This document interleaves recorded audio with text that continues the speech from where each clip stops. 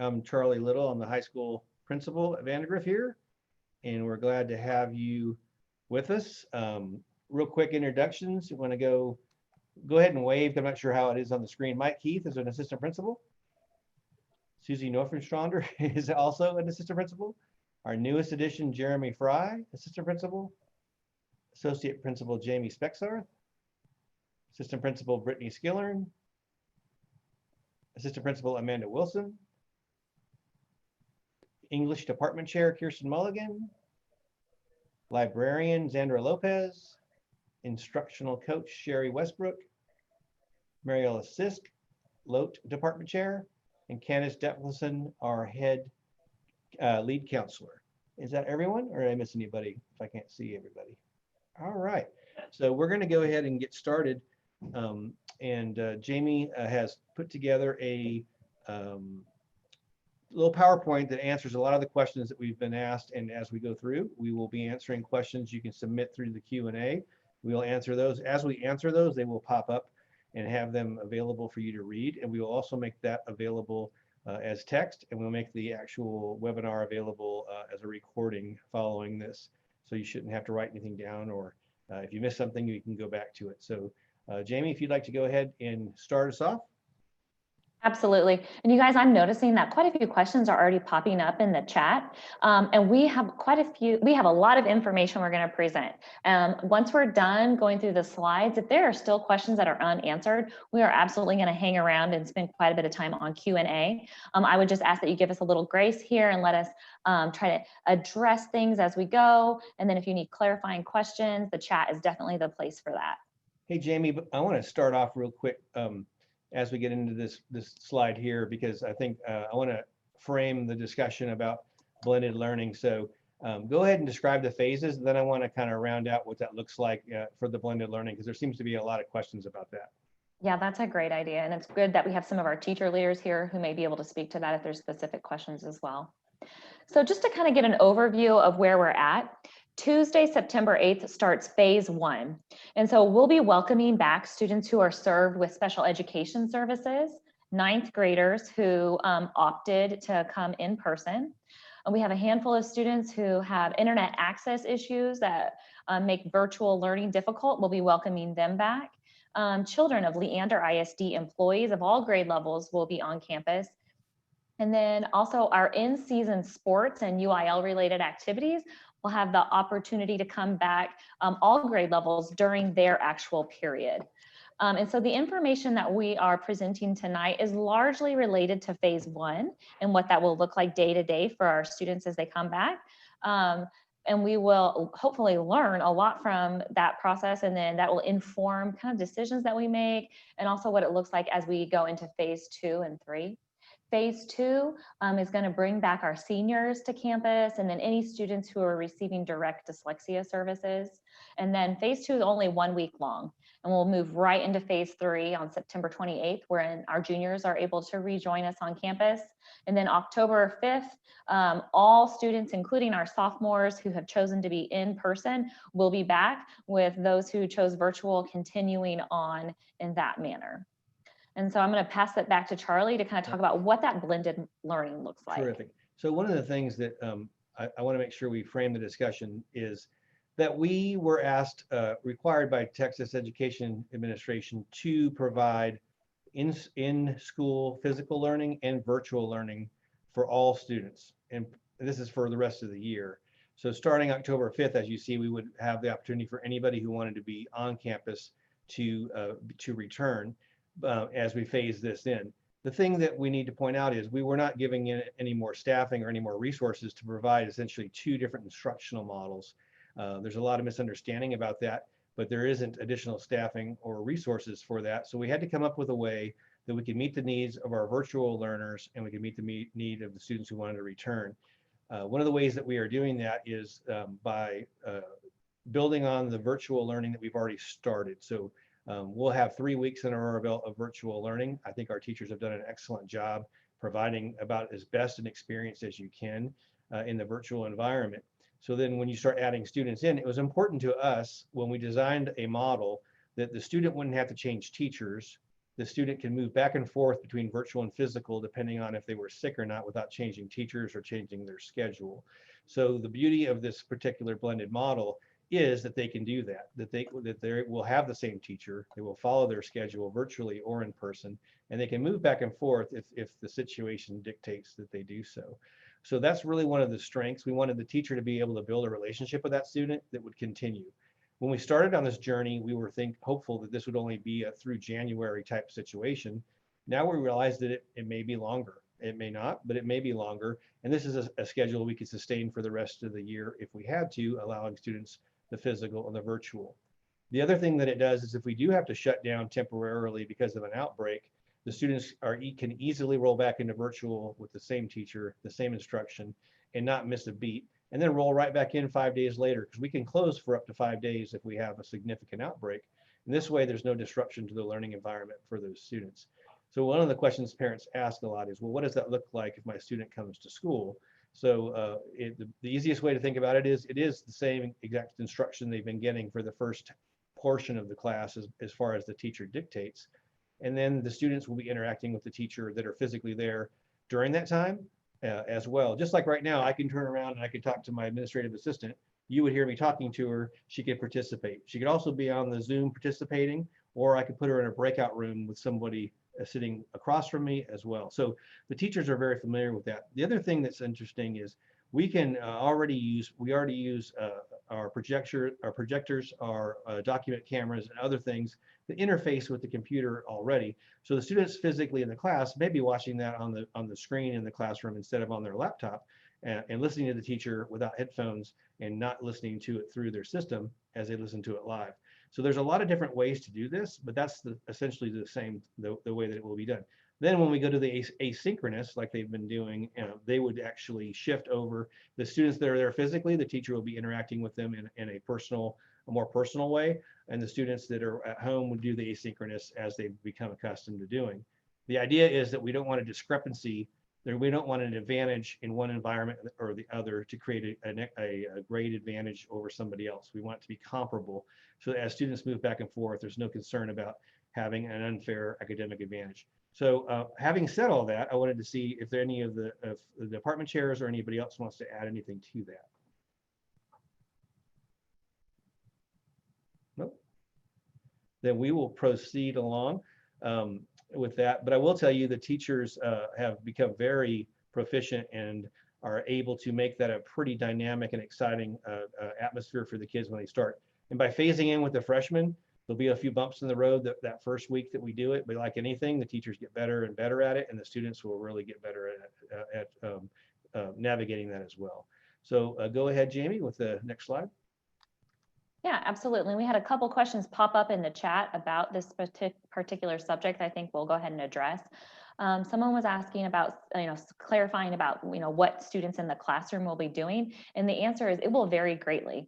Depending on what the teacher has planned for the day or depending on the subject they're in, students who are in person, maybe not on Zoom. They may be participating live with the teacher while the teacher projects the rest of the class on Zoom and having that kind of interactive experience. Or it may be that based on what they're doing that day, everybody is live on Zoom, interacting with each other in breakout rooms, etc. So really it depends largely on what the teacher feels is the best method for presenting information that day. Okay. So before we get started into the day-to-day, I think that there's some important information about what's coming up at Vandegrift that we for sure want you to know. And so Candace Detlefson, our lead counselor, is here with us tonight. I'm going to let her touch base with you about what's coming up with the counseling office. Sorry guys, my video is a little bit sketchy tonight, but did want to let you guys know that we do have our senior one-on-ones beginning next week. So our seniors are ready to start driving this car in the college application process. So you may want to check in with them this weekend to make sure they've scheduled that meeting with their counselor. And then just to let you know that the level drop window does open next week. So if you are in an advanced course and feeling like it's maybe a little overwhelming or not the right fit, you will have the opportunity to request to drop down to an on level. And we did send information out in the newsletter earlier this week, and we will send a little review of that information as we open that window on Tuesday as well. Thank you, Candace. The attendance office asked me to share a little bit of information with everybody. Our Vandergrift website has a lot of information, including contact information for our amazing attendance office. Just a reminder that attendance notes should always include the information that's listed on the slide. And if you're not wanting to come up to campus to drop off doctor's notes, etc., we absolutely accept those at our VHS attendance at leanderisd.org web address.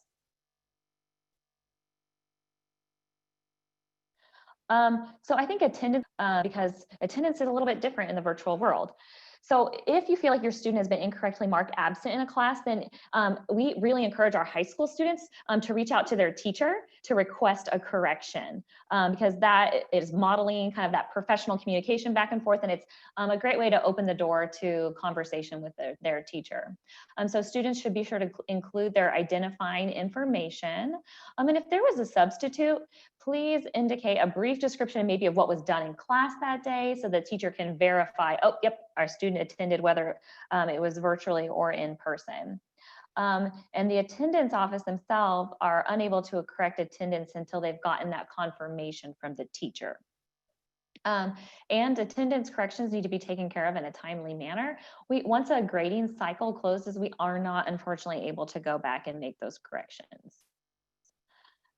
If for some reason your student needs to leave campus before the end of the day, we totally understand that happens. So it's really best if your note or request for that comes in before 10:30. That gives our attendance office plenty of time to get that passed to your student, that permit to leave, so that your student is able to leave right when you need them to. You also may come up to the attendance office if you've got your photo ID ready and check your student out. And so we do ask, due to our really high volume of requests, that you arrive at least 20 minutes before you need your student to be released. My assistant principals and I mapped it out, and with our new addition in the back, it's almost a quarter of a mile from the front of the school to the back of the school now. So it takes a little time for us to get the note to your student sometimes. So please understand that.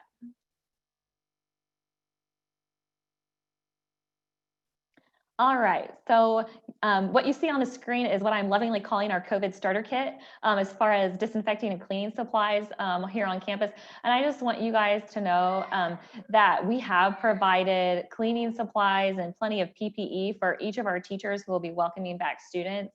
And the district is delivering new sets of supplies every week. And so that is definitely something we're grateful for, because we were able to get those in the hands of teachers right away. Did want to let you guys know that our public spaces and classrooms are sanitized nightly. We're still trying to get used to leaving campus by 5:30. So some of our after school activities that we're used to doing are definitely limited right now, because it's important we clear the building so it can be cleaned properly. And then want to be really transparent with you that teachers and students are going to be working together to sanitize our public spaces between class, or getting, in between class periods, or getting ready for the next class. Our district is very mindful of all the cleaning supplies that they use. Everything that we've got in the classroom for sanitizing is topical grade. And so we're mindful of, skin allergies or irritants that students or teachers may have. And so we're very protective of some of the materials that are brought into our classrooms for cleaning. All right. So the next thing on the agenda is to talk about classrooms and furniture. And I'm actually going to pass the mic to Brittany Skillerin, one of our assistant principals, who's been working really closely with teachers on this piece. Thank you. So we are going to enact social distancing measures in classrooms. We are going to have teachers also have all the student desks and chairs facing the same direction. So no student will ever be seated facing another student. They're always going to face the same direction. Some furniture may need to be removed from certain classrooms so that we can spread desks out for the maximum amount possible. And we're not going to be seating students at the same desks. Also, the teacher desk is going to be at least 6 feet away from the student desks, and some teachers might even enact like a teacher zone that's going to be just their area for instruction time. Here's some visuals of what our classrooms are going to be set up like. And even at science labs, they're going to have to be only 2 max per science lab table, and they still have to sit facing the same direction. They shouldn't be facing each other. Okay, so next up, we want to talk about what your students can expect the school day to be like when they come back to campus. So one step that our district has put in place as far as COVID protocols is that staff and students are doing health screenings regularly. The district is in the works with developing an app that students will eventually use to submit a daily self-health screening. But at this time, it's not quite ready. But we do feel like it's important for students to kind of be aware of the signs and symptoms and to kind of self-regulate. So we're going to do a daily announcement that has the same verbiage that the app will eventually have and ask students to be mindful of symptoms. And our school nurse is ready to go. If any student develops symptoms during the day or has questions about symptoms, she will definitely be assessing situations and help provide guidance for students, families, and for staff. Students must wear a mask at all times in the building and in the classroom. There's really, it's very important. There's just not very many exceptions to that unless we have, a written doctor's note. Wearing a mask is a new part of it. It's almost like a new part of the dress code. Being ready to go for the day with your mask is important. We do know that things happen. Kids are forgetful. I've got 2 of my own that are quite forgetful. So we do have disposable masks that are available on campus if students happen to need them. 8 a.m. is the time that the school doors will be opening. So all those exterior doors will be locked before 8 a.m. Once the doors do unlock, students need to report straight to their 1st or 5th period class. So straight to the first class of the day. They will not be able to congregate or kind of hang out in public spaces. As far as social distancing goes, getting them promptly to class is going to be our best bet. The cafeteria will absolutely be open and serving breakfast. So if a student wants to stop in and grab a bite to eat before heading to class, that's absolutely doable. Here's a picture of our bell schedule. We'll be running all through phase 1 and likely through phase 2 as well. And you'll notice we've got 2 lunches. This is a very traditional Vandergrift High School bell schedule with a lunch at the beginning and the end of 3rd or 7th period, so that instruction is not interrupted. As we get more students on campus, do be prepared for us to go to more lunch periods. In fact, we may go up to 4 lunch periods if needed. I've got lots of bell schedule options ready for us, and we'll kind of keep an eye on traffic flow and number of students during each lunch and social distancing and adjust as needed. And you'll notice that our bell schedule as far as the start and end time is different from last school year, but our students have been running this schedule virtually, and so they're ready for the change. All right, so some things that we're going to be implementing that kind of come straight from the COVID handbook are really encouraging 2-way traffic in the hallways. And at Vandergrift, we're lucky we've got that great outdoor space where students can travel between classes and between buildings, and we'll definitely be encouraging that, especially during lunch times. But there's really not going to be a lot of opportunity for gathering or congregating in our common areas, unfortunately. Students will be asked to proceed straight from one class to the next. So something that we're going to try, and I'm saying try because we're open to feedback, is limiting bathroom usage. This is actually a really common thing that schools are implementing within our district and other districts. Students congregating together in bathrooms is a major concern. We're just not able to supervise all the bathrooms that we have on campus. At this time, we're going to be moving forward with locking the bathrooms during pit and during the passing periods, and it may change. We're going to watch and see how it goes. If it's successful and it helps, it helps with social distancing, we'll continue it. If it's not a positive thing, we're open to feedback. Also, teachers are going to be mindful about only allowing one student out of the classroom at a time to use the restroom. Okay, Ms. Neuenschwander, I'm going to pass this slide off to you. Thank you. So students will be going to PIT time, which stands for personalized instruction time. Ninth graders, since they're coming in the first week, they'll stay in their second and sixth period class. And then as the weeks progress, they can start choosing different classes to go to. During this time, we also do tutorials and club meetings. Right now, as of now, that'll be done over Zoom.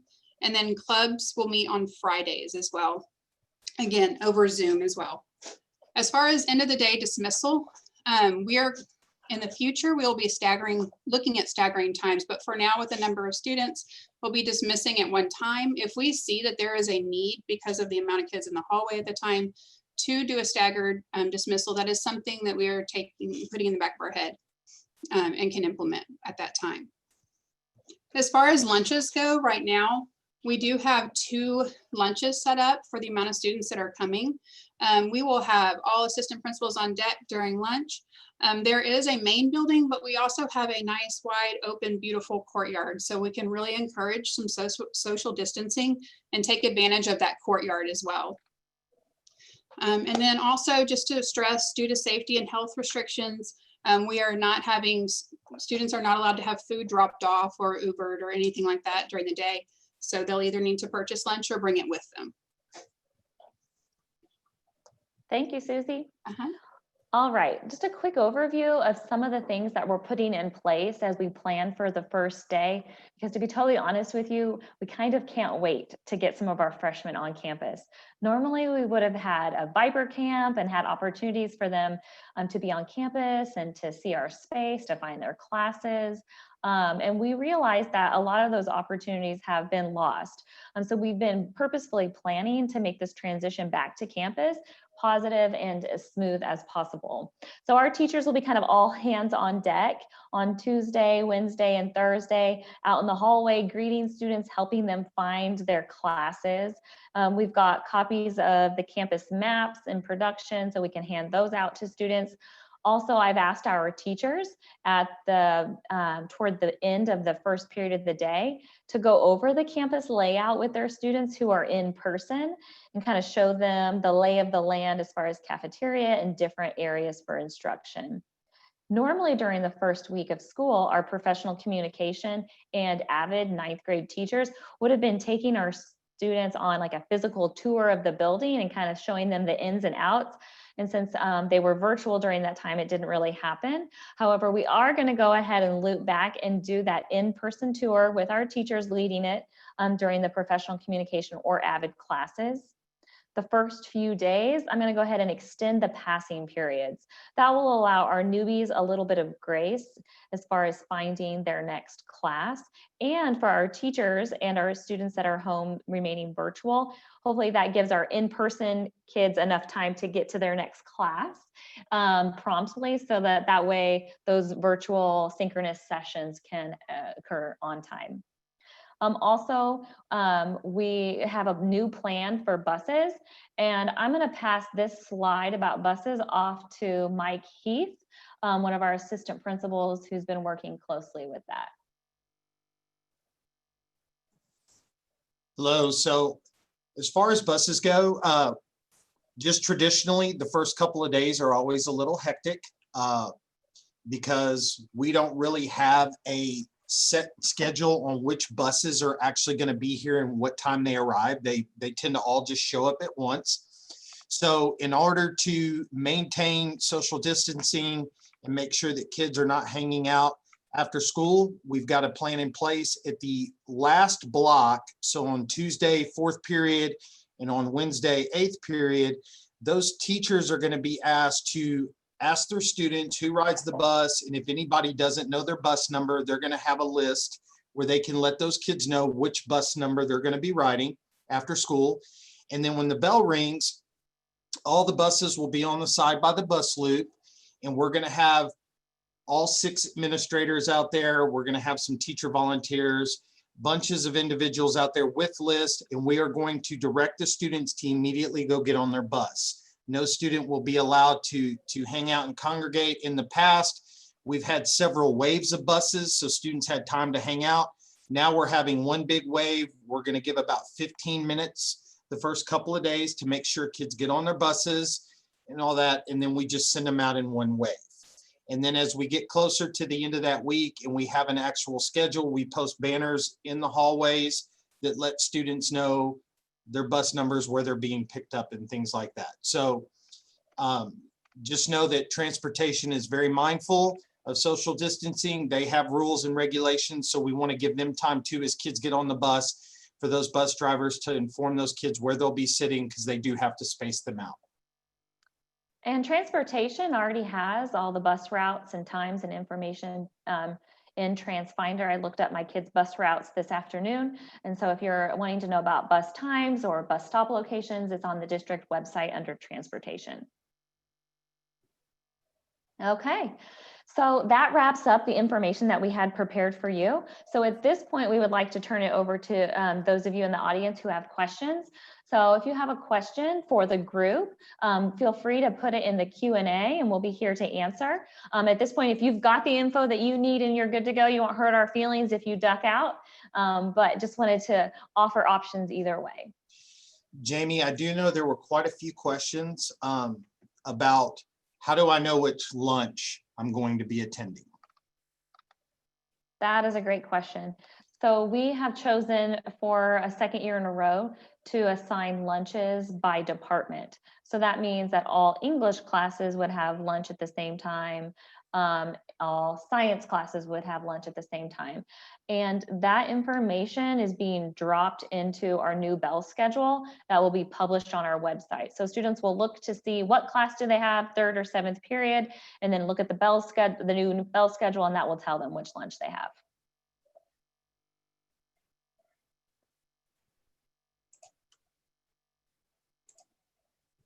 Okay, and I see a couple questions about students getting their classroom numbers. Ms. Detlefson, is that already in HACC on student schedules? Yes, it is. If they go into HACC and they click on classes across the top menu bar, and then there will be 2 tabs, a classwork and a schedule. If they click on the schedule tab, there's a column that says room and has those classroom numbers in there. Also, Ms. Spexarth, Ms. Skillern did a phenomenal job on making our maps, and we will have maps available for students that do return on Tuesday in person. They are color-coded. It has the teacher and their room numbers, and each student is free to pick up one of those maps that will also help them navigate. And then we will also have maps sent out to all their teachers electronically where they can talk with the kids too. And we have some tours set up with their ProfCom classes within the first 2 days also. So they will get a tour. It may not be the first day if they have ProfCom on the second day, but we will have a map, and there will be plenty of people in the hallways to help them navigate. Awesome. So still seeing a few more questions about buses. Yes, buses will run on the very first day of school. We are totally hired up according to our transportation director. So we'll probably have more buses this year than we normally would, even though we'll have about half as many students based on the RSVPs we've received so far. So the district website under transportation is how you would look up your neighborhood's bus stop and bus times. You actually put in your address and and in which school your student attends, and that's how you get that information. Let's see. What other themes do we see? You guys feel free to jump in if you see a question in the chat that you would like to address. Just to know, in our transportation meeting also, because I do see that there's more concerns about how are they going to enforce social distancing. I know siblings will be able to sit in the same seat on a bus together, but they will have open seating on the bus. So they will have seats that nobody can sit in to make sure that there's seats, that there's proper distance between individuals. Also, they may have multiple buses for routes that have a lot of kids. They may have 2 or 3 buses running that route.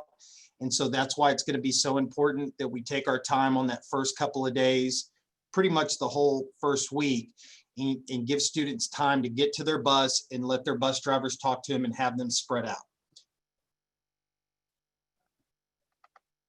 Okay, I see an awesome question that I love about, is there anything that a parent can do to help assist in any way with the opening of school? So I know as a someone who's also a Leander ISD employee in my children's schools, that the form, the application to renew your volunteer status just went out. So check your email. If you had already volunteered, you need to re-up and fill out that form in order to be volunteer for this school year.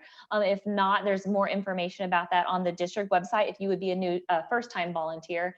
At this time, we are really limiting the number of people who are not students on our campus.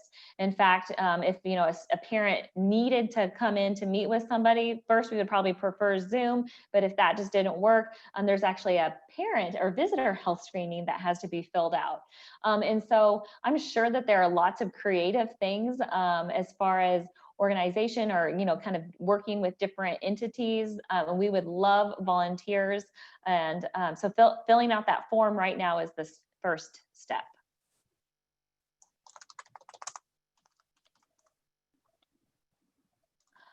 Okay, and I do see a question about an advanced elective that I would like to address. The state of Texas has taken a look at some of the CTE or career and technical elective courses, and specific ones that are very hands-on, ones that are skill-based as far as the standards, have been identified by the state as courses that students would have to come in person for. Like I said before, that list is very narrow. There's not a lot of students who are impacted by this, but if your student is in one of those courses and has opted to stay virtual, then your student's teacher, assistant principal, or counselor will be reaching out to your student to talk about some of their options. One option, if your student really prefers to stay virtual, would be to come to campus for just that class.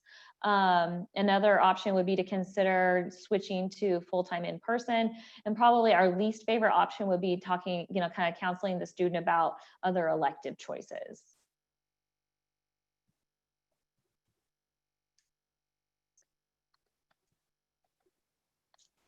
I see a question about social distancing in the cafeteria, and I do want to address that. So we received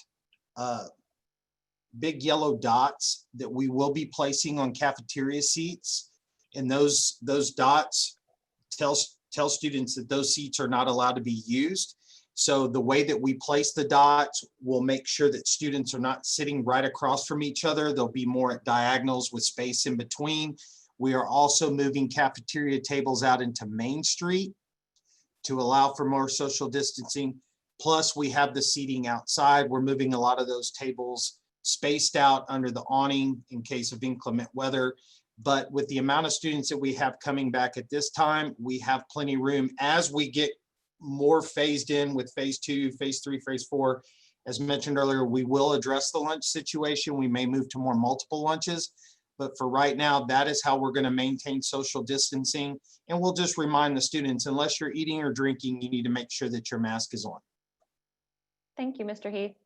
I did have a question I thought was a good one about notifying parents if there's a positive case of COVID. So I'm going to be really transparent. Just yesterday, an updated version of our district's COVID handbook came out, and my AP team and I have been spending a lot of time over the last 24 hours really digesting those changes and seeing what they mean for our campus.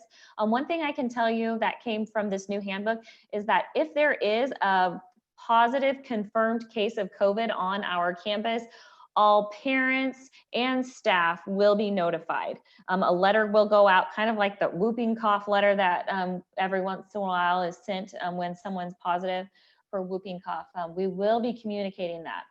If a student, according to the new handbook, when a student comes back with a positive test for COVID, then campus staff and district staff will work together to work through the contact tracing process. And in that situation, it's very likely that that student's classmates that they were exposed to, maybe their bus mates as well, if they were a bus rider, would be asked to self-quarantine for a period of time.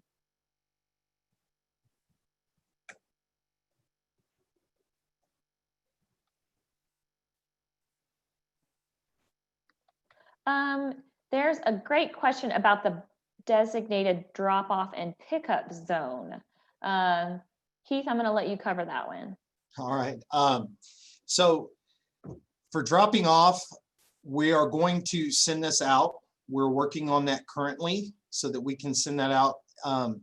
But we're asking that parents and drop their students off, and we're going to pick up in front of the lane by building 2, which goes right in front of the band hall. The cafeteria goes around by the band practice field, and we will include a map for that because we're trying to expedite getting students that do ride the bus onto the buses, also making sure that we take care of our students that have to get on specialized busing for transportation. So we're going to be using the front of the school for students. We're going to be using the main bus loop for students to pick up for buses. And then we're going to ask the parents to pick up and drop off over there by building 2. And the good thing, we're on a staggered bell schedule now with the elementaries and the middle school. So there should, fingers crossed, not be as much traffic getting out of school in the afternoons. The mornings has never really been a problem once you get here. It just depends on 6:20 and all that. But now that middle school is getting out almost 45 minutes before us, that should allow us to just make a smooth transition to drop off, pick up, and go from there. But we will be sending out a map. Hey, Jamie, can you go back to the bell schedule? There's a couple of questions about that. And the way lunches work is that depending on which class they have on A day or B day. So like, for example, English, Kirsten, what day are you guys have? What do you have? Do you have lunch, or you don't know yet maybe? So what will happen is when they have their A class, whatever class that is, by department will go to lunch during that time. So it might be different. They might have a lunch on A one day and B, or both on A or both on B, but they'll get that information the first day based on their schedule and what course they are in. But we'll leave this up for a second. If you want to take a picture of that, this information will be sent out through email tomorrow because we did have to add the second lunch back in. And the virtual students will be following the same schedule. So they will have that time from 12:31 to 2:30 for PIT and for lunches, which is a little bit longer than what they have in the current virtual one. Does anybody have any other questions on that? Looks like we have all the questions pretty much have been answered. We'll make this available. So we appreciate everybody's time on this. There's going to be a lot more information coming out as we start that first week, and we encounter things we may not have thought of, things that we can improve upon, and we'll be sending that information out as we go. So this webinar will be available on the school website, and all the question and answer piece will also be available. So hopefully you have had some good information from you today. And again, we'll be sending out the bell schedule and some additional information tomorrow. It's my hope that the bus transportation is sending that out this evening. I was told that it would be today. So if it is not today, I will send an update with that tomorrow on when you can expect that. So a lot of that information, the specific information about routes and locations will be provided. It should be pretty similar to, because of freshmen live all over the area, they're going to have to probably provide similar transportation to what you've had before, but that'll be detailed in that as well. Does anybody on the committee have any last minute questions or responses? We can't wait to have kids in our building. Finally. Great, Ms. Mulligan, while you're on, tell us a little bit, just your experience with virtual learning. How, do you feel like it's gotten better each week? Oh, yeah. So Mr. Little, when we started this, said, give it a little, we'll have to figure out some things, and trust me, by the time we go back in person, you will be experts. And I'm pretty close to an expert. There were some bumps for sure. There were some bumps, and but I feel like, it's so nice to see I have had 100% attendance almost every single class.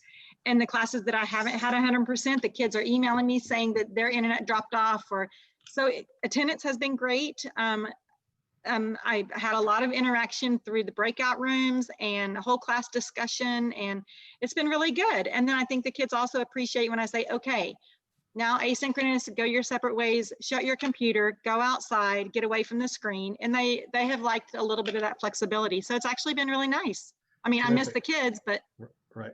So I actually have a junior myself, and I've seen him actually enjoy the virtual in a way that I wasn't expecting. And of course, college students are used to it. And as we watch what's going on, my daughter returned to Arkansas, and so watching how they've already had some pretty massive outbreaks in her sorority, and seeing how they handle that, and we're learning day by day as well.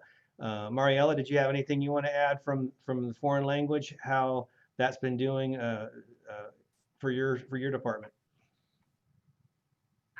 The same as Miss Mulligan, I was kind of worried about how I was going to connect with my students via Zoom, but we've just been making connections, and it's been a really great experience. And I'm just excited to see my kids on Tuesday. I cannot wait. So I'm really excited.